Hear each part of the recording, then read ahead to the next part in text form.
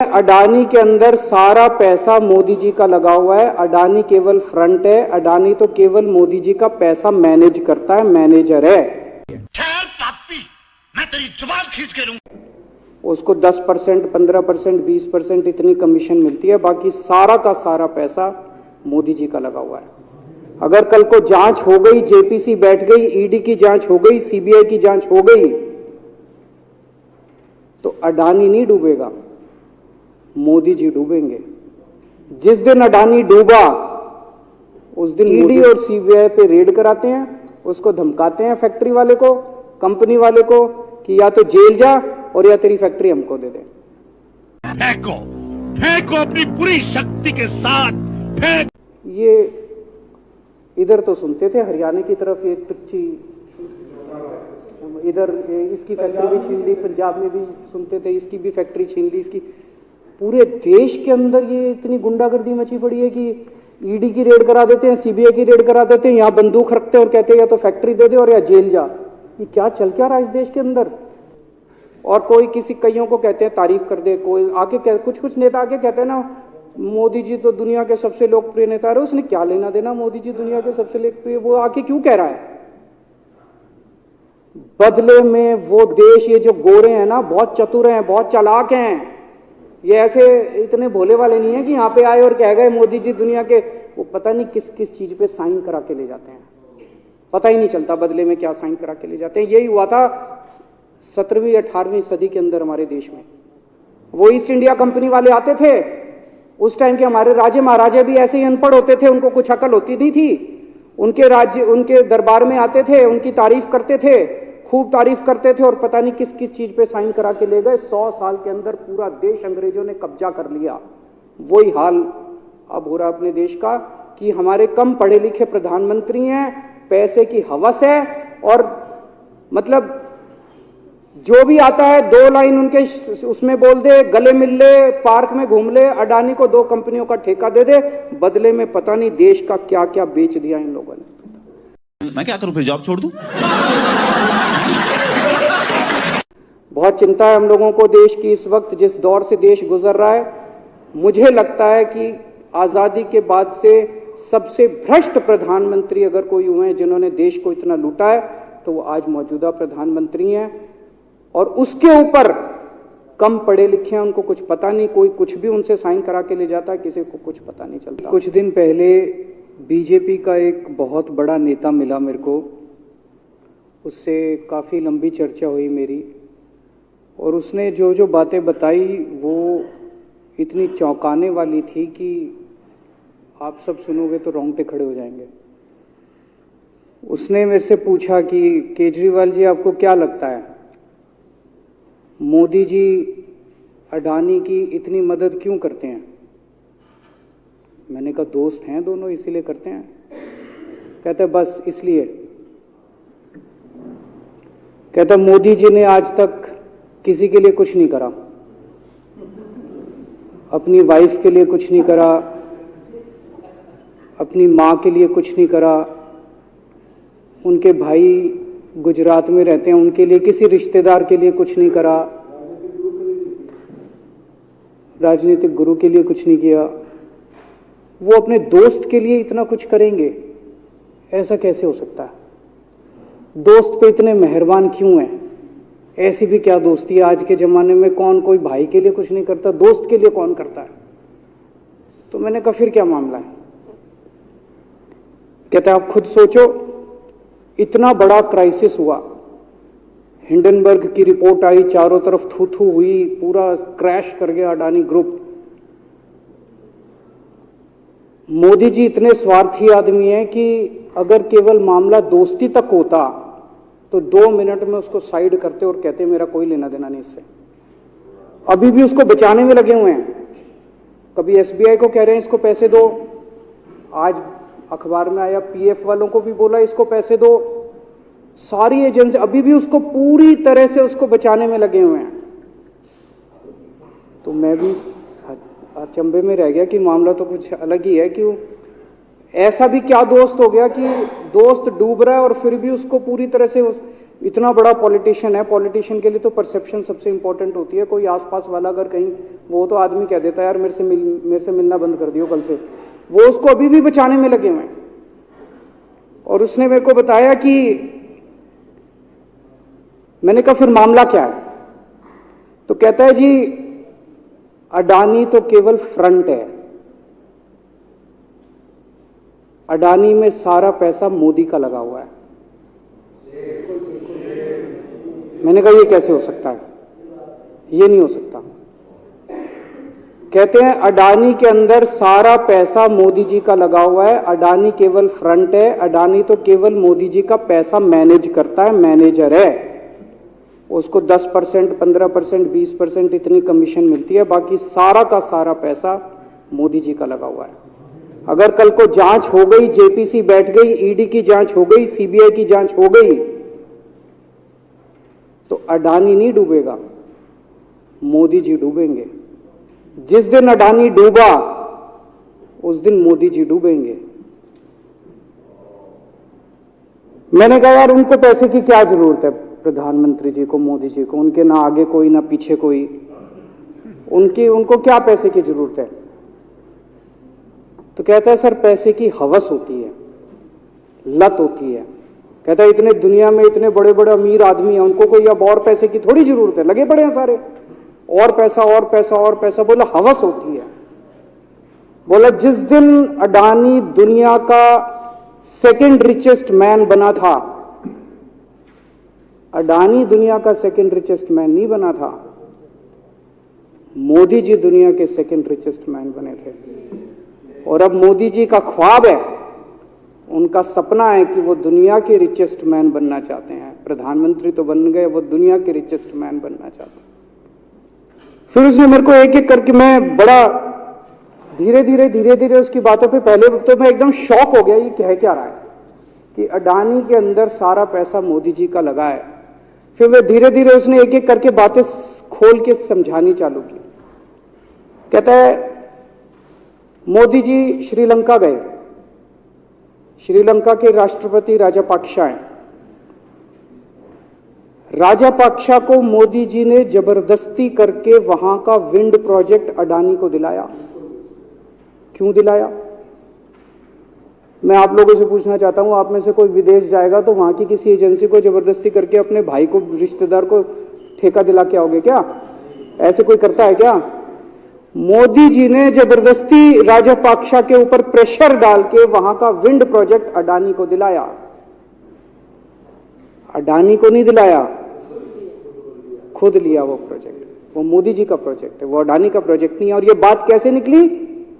वहां का जो बिजली बोर्ड है श्रीलंका का, जैसे अपने यहाँ स्टैंडिंग कमेटी है असेंबली की, पार्लियामेंट की स्टैंडिंग कमेटी है, वैसे उनकी भी पार्लियामेंट की स्टैंडिंग कमेटी होती है।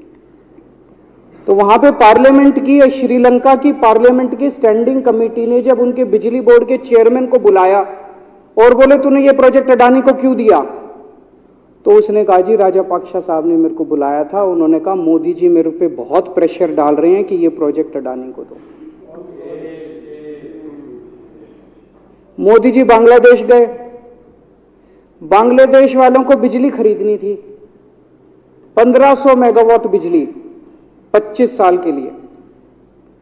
मोदी जी ने वो प्रोजेक्ट भी अडानी जी को दिला दिया।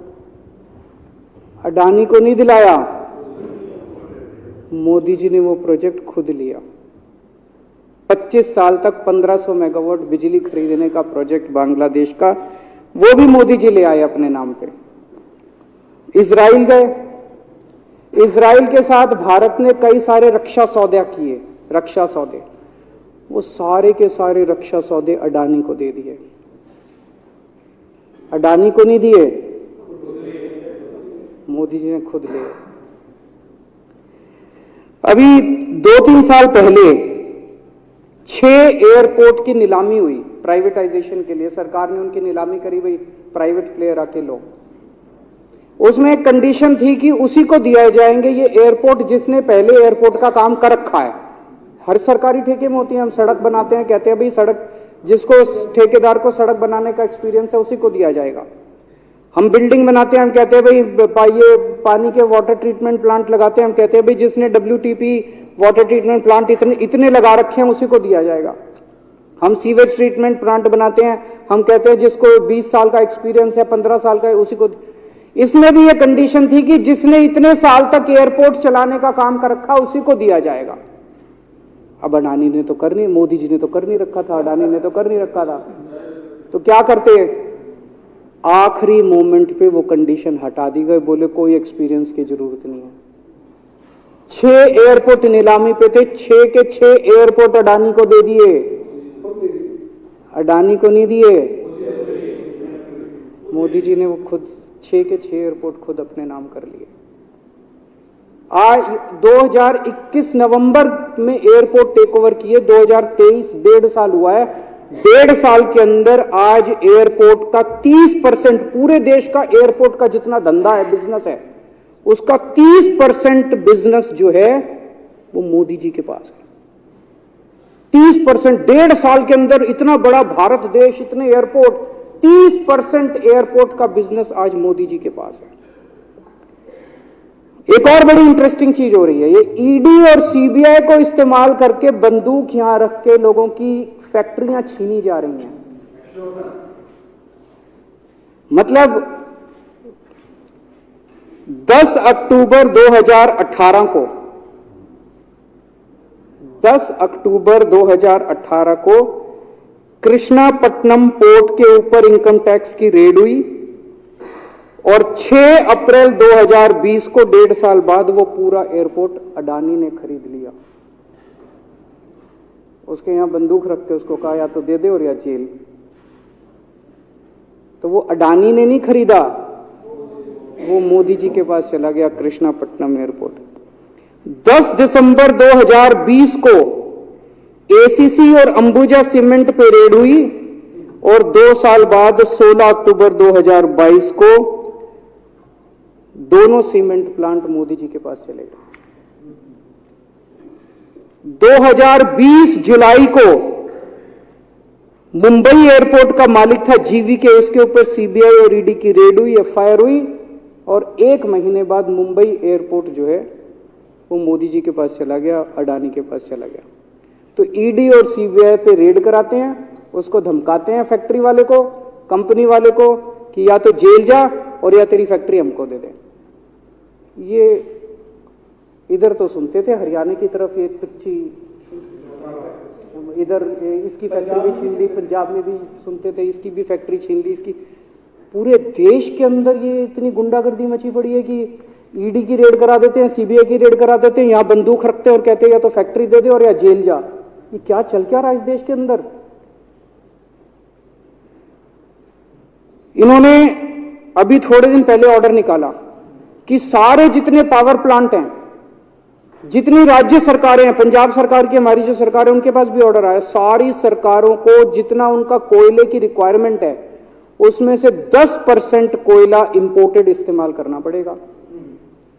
और इंपोर्ट केवल मोदी जी करते थे, अडानी करता था। तो इसका मतलब आपको 10% अपना कोयला कंपलसरी, जरूरत नहीं है आपको कोयले की, लेकिन 10% कोयला आपको अडानी से खरीदना पड़ेगा। हमारे देश का कोयला 2000 रुपए टन है, इंपोर्टेड कोयला 20,000 रुपए टन है। 10 गुना दाम के ऊपर आपको अडानी से यानी कि मोदी जी से कोयला खरीदना पड़ेगा।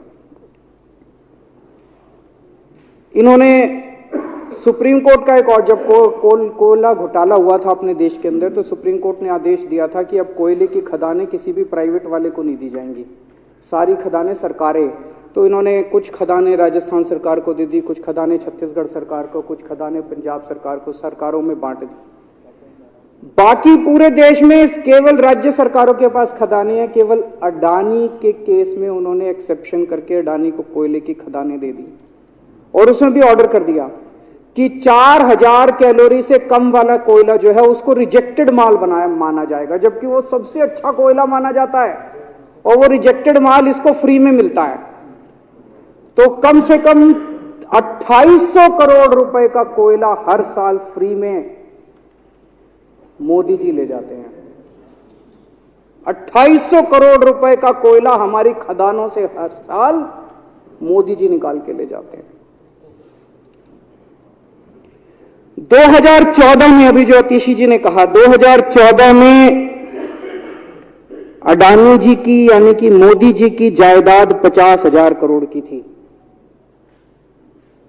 7 साल बाद इनकी जायदाद हो गई 11.5 लाख करोड़। मोदी जी इतना पैसा लेके कहां जाओगे?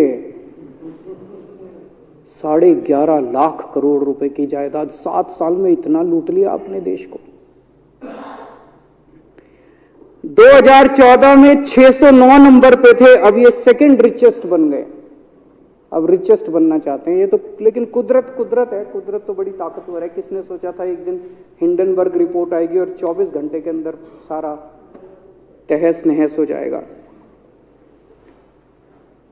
1947 से लेके 2014 तक 67 साल में भारत देश ने, सारी सरकारें जितनी आई सबने मिलके 55 लाख करोड़ रुपए का कर्जा लिया था भारत सरकार ने।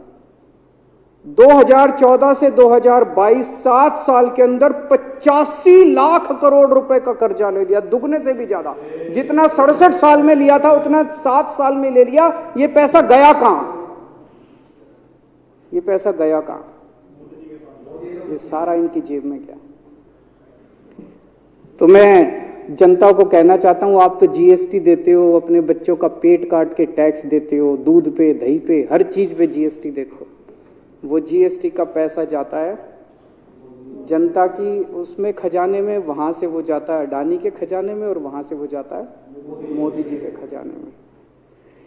दोनों हाथों से लूट मची हुई है, पूरे देश को लूट रहे हैं प्रधानमंत्री जी, मोदी जी पूरे दोनों हाथों से लूट रहे हैं। कोयला लूट रहे हैं, एयरपोर्ट लूट रहे हैं, सड़कें लूट रहे हैं, बिजली लूट रहे हैं, पानी लूट रहे हैं, कुछ नहीं छोड़ा, सब कुछ लूट रहे हैं। जितना कांग्रेस ने 75 साल में नहीं लूटा उससे 10 गुना इन्होंने 7 साल के अंदर, 8 साल के अंदर लूट लिया देश को।